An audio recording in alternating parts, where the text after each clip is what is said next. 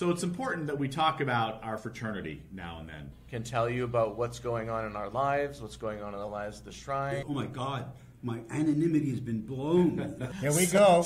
We're sailing. So be gentle. Yeah. So here we go.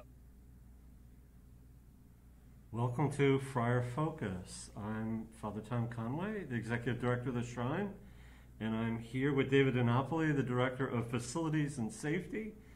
I'm delighted to be here with you today.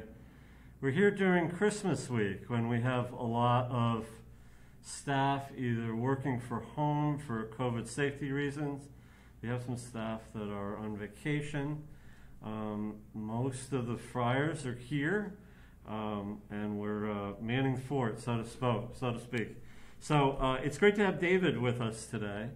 David is in charge here of facilities, safety, security, and housekeeping, all of those different operations, which really help us to do our work. The friars do our work and puts a lot of things at ease for the friars. David, welcome. Thank you, Father Thomas. Pleasure to be here. Good. Tell us a little bit about your job, what you do here. I'd be interested in. David's here a few months, not too long, and I'd be interested in what surprised you about the job when you came here. Anything about your job that you want to talk about, but you're kind of coming into this place, this incredible reputation of St. Anthony Shrine, and what that was all like for you. So I'd be interested to hear anything about your job. Sure. So I think you kind of hit on it right there. The first thing is what an incredible place the Shrine is. It was amazing to me when I told people that I was coming to work at the Shrine, how many people had stories and fond memories of the Shrine and memories of the Shrine from their childhood, and just what a special place the Shrine is in the community. And it's really incredible to be able to be part of such a special place for so many people. As far as the job goes, the job the Shrine is a much larger place than I think most people realize. It is a very big building, and as you have said many times, a lot of things go on here. Obviously, we're a church, but we also have a recovery center. We also have many ministries. We have outreach, and we have a women's health clinic that does incredible work. Marianne Ponte and the work that she does with disadvantaged women in the community, and the stuff that she takes advantage of and the services that she provides them, which is amazing. We have guest rooms in the building. We have funeral services. We have a counseling center. It's amazing to me how much stuff goes on, and all of that touches on the facility side, the security side, the housekeeping, the life safety. Just from a life safety standpoint, today we did our annual fire extinguisher inspection, which might not seem like a big deal, but there's 77 fire extinguishers in this building, and they go all the way from an elevator room that would essentially be the 12th floor to the basement. So it's a lot of time and a lot of effort that goes into making sure that they're all inspected and in the right place and ready to go and there and available for folks when they need them. Yeah, this is so good to hear about this. Good. Housekeeping, security. You want to talk about those two things? Sure. A little bit? So, from housekeeping, when you have a building that is as big as the Shrine is, 10 essentially livable floors, an 11th floor with a workout room and maintenance space on it, that's a lot for a housekeeper to keep up with. There's an incredible amount of space to cover, and we have a small team that does it, and I think they do a really nice job of making sure that they get to all the spaces throughout the building and they get there on a regular basis. And I think that we have to remember that there's even more emphasis on cleaning now that we're in the world of COVID. We have to spend an extra amount of time making sure that we're sanitizing all of our high-touch areas, making sure that we keep wiping down everything, making sure that we're keeping things in place to not only have our masking and our social distancing, but also to make sure that we keep public areas clean. So there's a lot that goes into that. Our security team, we're very fortunate. We have a small but very dedicated team of individuals, starting with Freddie, who I think's been here his entire life probably. Freddie is the very highly recognized person at the shrine. Freddie is truly the face of security here at the shrine. But we have a great team of people, and they work. And what's really nice about our security team is they're very committed to customer service. They're very focused on our worshipers, those folks that come in to the shrine for whatever reason. They're very focused on making sure that they're both safe and that they're comfortable at the same time, and making sure that everybody is treated with dignity and respect, and that all are welcome. And not everyone who comes in comes in the best state of mind. Some people come in with some difficulties. We do have people that come in off the street who have some mental health or substance use disorder challenges, and they may not be in the best place. And our security team really works with those people, and they work to meet them where they're at and to help them if they need services, to help them get those services, and to work with them on getting those things. So I think we're very fortunate from a security standpoint as far as the people that we have go. Yeah, you know what? One of the things, I interviewed somebody for a security position recently, and I said to her, we eventually hired her. I said to her, you got a whole building full of people with a lot of different kinds of mental health background. That's one of the really nice things about. I said, don't ever feel that you're in this by yourself. If you have a difficult situation, just let us know what's going on. And there are a number of people in the building between the Friars, and we have a number of people that really have very high credentials on the staff of mental health skill set, ability to help people. So it's just nice to feel as though we've got a number of different people that we can call on and say, hey, here's the situation, how best to deal with this. We also have this fantastic relationship with the Boston Police Department. They're so supportive in all these different ways, and community service people, right on up to the captain of the district here at A1, Bob Ciccolo. We're just very happy to be in this situation. We're in a good space in terms of security and safety. Doing some enhancements to our security cameras, all that kind of thing is going on as well. So good things going on. Absolutely, and when you talk about enhancements, one of the enhancements that we're looking at right now is a project to actually enhance our doors. The doors here at the shrine, some of the doors are very old. Actually, all the doors are very old, and so we're actually looking at enhancing our ability to, as I like to say, secure the envelope of the building. And securing it not just in being able to lock it down and to make it safer, but also to make it more energy efficient at the same time. So we're actually looking at putting an electronic locking system into the building, one that would allow us to literally lock and unlock the building on schedule, so that we don't have to worry about anybody walking around trying to get all the doors unlocked in a very rapid pace, or all the doors locked at a very rapid pace. So the doors would just automatically lock and unlock. And the other beauty of that type of thing is we are in the middle of the city, and emergencies do happen from time to time, and it would give us the ability to, at a moment's notice, if it were necessary, to actually lock down the exterior of the building so that we could potentially protect those who are in the building by keeping the bad guys out. And we're very fortunate that we're looking at some really nice technology, and it will also assist the Friars in the building. It'll give them an easier time getting into the building. It'll assist them in getting up and down on the elevators, which I think is really important, and just also give us a little bit of a sense in an emergency who's in the building, so that if we need to locate someone or if we're missing someone, we'd have a much easier time finding them. So that's one of the enhancements that we're really looking forward to putting into place. Is part of this, and I actually am not positive of this, is part of this to make the door easier to open, the physical door easier to open? Absolutely. Okay. I mean, the door openers that are there on the doors to the shrine go back to when the shrine was built in the 1950s.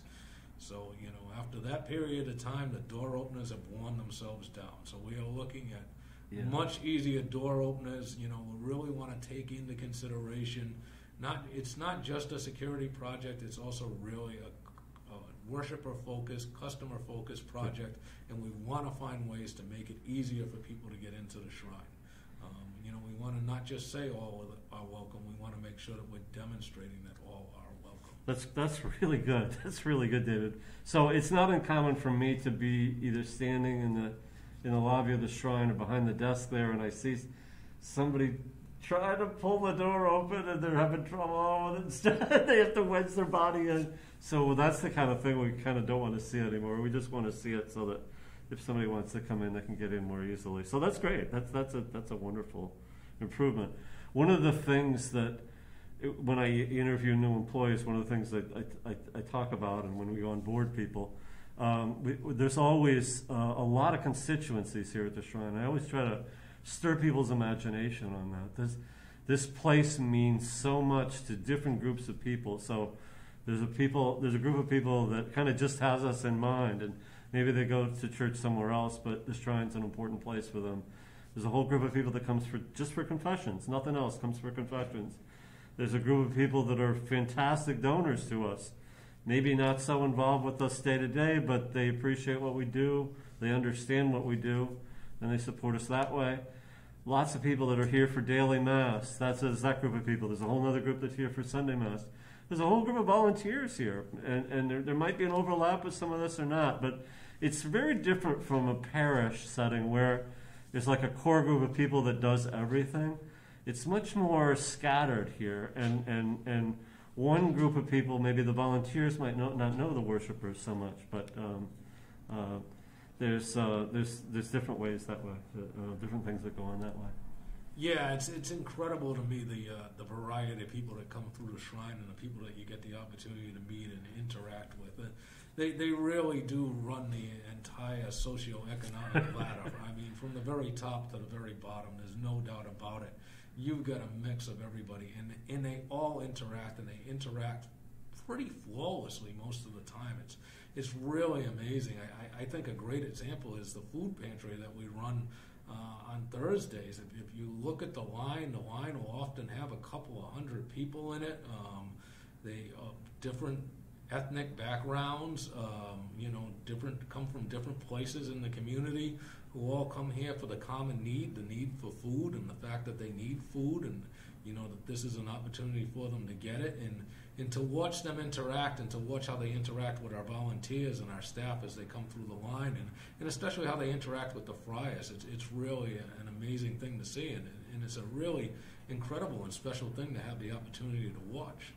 Yeah, and another thing in terms of constituencies here at the Shrine is every friar has his own constituency. He's got sort of a fan club. And all of the staff here have their own constituencies also. There are groups of people that always ask about how is Mark Emery, how is Freddie, how is Julie Ogden. Each of the and you have your own set of constituency, your own fan club, David. So it's just kind of fun to watch all of that happen, to watch each group to sort of have their own group that follows them, pays attention, and is rooting for them, really genuinely rooting for them. Yeah, I get asked all the time, how is this one? How is this one? Brother John Discoviak is the one that regularly, if I go around anywhere in Boston and wearing a habit, Brother John is the one that everyone always asks about. He taught so many years in the Southie and 3rd grade, 5th grade, and all kinds of people ask me. He had a huge impact on anybody that had him as a teacher. It's very touching to watch. People will run up to me and ask me how Brother John is. Yeah. It's funny. It's funny, but he's really an amazing guy. And when you have the opportunity to sit and talk with him and just to understand what he's done over the years in the city, it's really incredible. It really is something. A genuinely holy guy. He's actually, he's probably in the chapel right now praying. This is his prayer time, so that's where he is right now.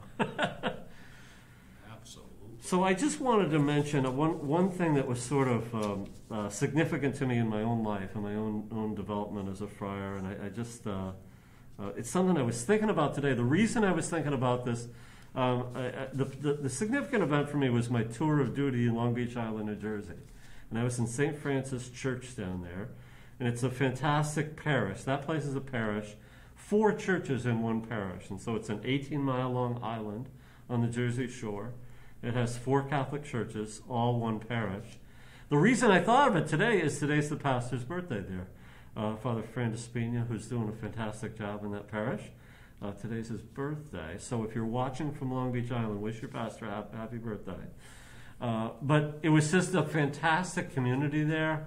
They'd have a daily mass at 9 o'clock. There'd be 50 people there, and it'd kind of be the same 50 people, but they would know each other, appreciate each other, support each other.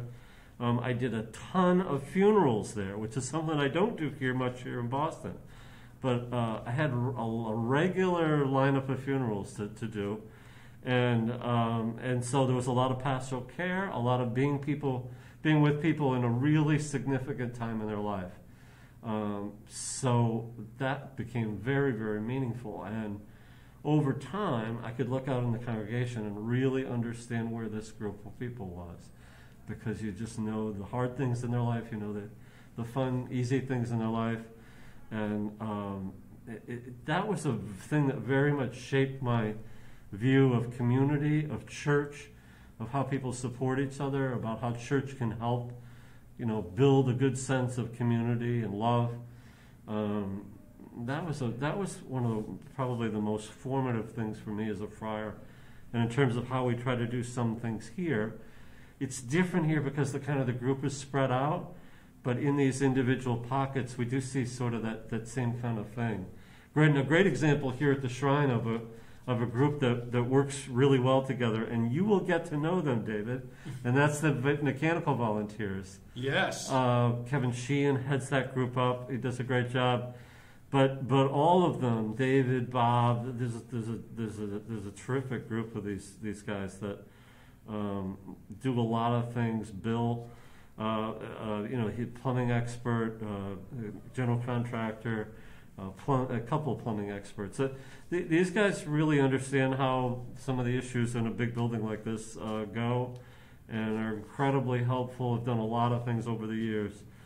But that's an example of a little subgroup here that works together, knows each other, appreciates each other. But there's pockets of that all over the place. There's a whole group of liturgical ministers that does that thing, a group of donors that kind of hang out together and help us and do different things. So it's fun to sort of try to facilitate that community building sense of it. And anyway, that part of the job is really fun for me. Let me just leave it at that. Yeah. Yeah, and I can't second enough how much the mechanical volunteers really mean to us here at the Shrine. I mean, this is an older building, and it's a very challenging building. I mean, I say to people all the time, I say when they come into this building, I said, you need to understand, this building is so solid that it has more concrete than a prison. I said, honestly, this is probably the most solid building you're ever going to be in your life.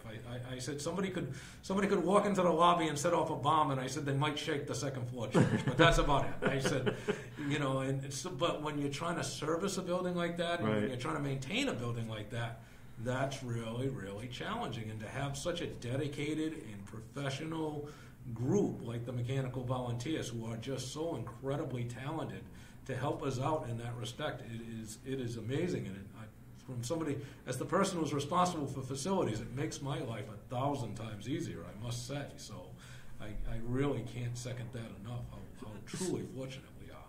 So one of the things that happens here is a contractor will give a quote, and I look at the quote and what the person's trying to do in terms of maybe some kind of fix here in the building. And if I see that they have to do something with the walls, like go through a wall, I will question whether or not they really considered this. Have you really thought about the kind of wall you're dealing with here? And if they need to go drill through a wall, you've got to go back and look at it again. You got to look at this quote again, because it's going to be harder to go through this wall than you think it is. You're not going through drywall here. Exactly, sure. Exactly. They're just the architect, Katja Baumann, is a wonderful friar from years ago, and it was an architect friar. You can look him up on Wikipedia. There's a great little story on him. Katja Baumann, and he was the architect for this building, a lot of religious buildings on the East Coast, and he had a blast designing this building with lots of hallways and rooms and closets and secret passageways and crawl spaces and a lot of interesting features. It's kind of an architect's delight in that way. So a fun building that way. So a couple things coming up here. I'm going to remind everybody that Saturday is not a holy day of obligation in the Catholic Church. It's the Solemnity of Mary, Mother of God. We're going to have a Mass at 5:15 on Friday and a Mass at 10 on Saturday. But it's not a holy day of obligation. Then on Sunday is we don't have anything on Saturday night, but on Sunday we do have the regular Mass schedule. The Arch Street Band continues to do a fantastic job under the leadership of Mark Emery. We're grateful for everything that Mark does for us, and his entourage. It's a great group that's fun and cooperative and incredibly talented, nice people. They sit through everybody's homily. That's the amazing thing to me, is that they sit and take in homilies, and we're just grateful for their presence and for all the goodwill and good talent that they bring to the shrine. So I'm grateful for their presence.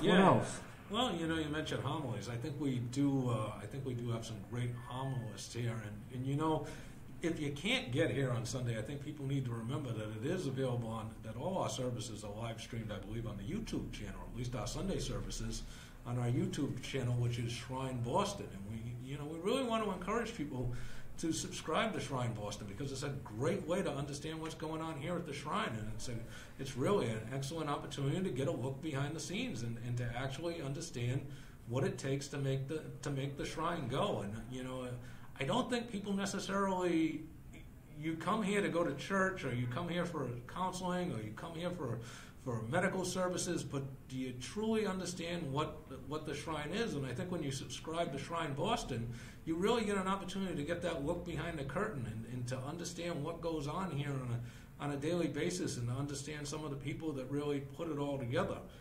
You mentioned everybody's homilies, but we've got some really great preachers here. There's some really talented people, and if you go to the masses, and people will come up to the sacratarians afterwards, Ron and Fred, and they'll talk about the great homily and how talented the friar is that just presented it, and how much it moved them.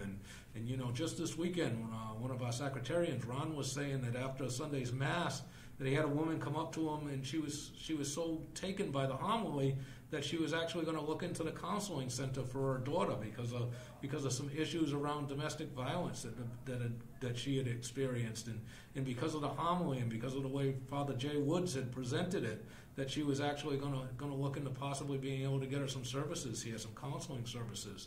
So there's just, again, it goes back to what we started with. There's so much that goes on here at the shrine. And there's so many opportunities to help people and to work with people and to take advantage of that. And, the avenues in which you can find it are just amazing. And unfortunately, in the time of COVID, not everybody gets in the downtown anymore. It's just, if you watch the street traffic, it's not what it used to be. And that's really unfortunate. But that's where, again, the shrine is leading the way by having its own YouTube channel in Shrine Boston, and by putting that out there so that people can continue to stay connected and continue to be here and to feel it and to see it and to take advantage of it. So I think that's just another way where the shrine is the cutting edge in meeting the people where they are, not just waiting for the people to come to the shrine, but the all welcome includes now the virtual world, which is the world we're living in. So I think that's a great thing. One of the really fun parts about my job is when I hear secondhand, that some friar or some staff member here at the shrine really helped somebody. And that's kind of a regular thing, either through postal mail or through social media kind of contacts, or from just conversations with people. People will say to me, wow, so-and-so just really helped me with. And sometimes it's kind of not even their job, it's just outside of the realm of what they ordinarily do here, but they kind of go out of their way to help somebody. I hear a lot of stories like that. It's very, very inspiring, and I probably don't share them enough. So maybe this whole YouTube channel thing will be a nice avenue for some of that to happen, because there are a lot of very touching things that happen here, and good things where people just kind of share. So I think with that, we are going to go on our way. So we're going to wrap up this version of Friar Focus. Grateful for your presence with us today, and have a great rest of the Christmas season, which for us Catholics, it goes to the baptism of the Lord, which is on the 9th of January. So Merry Christmas, and enjoy the times with your family and friends.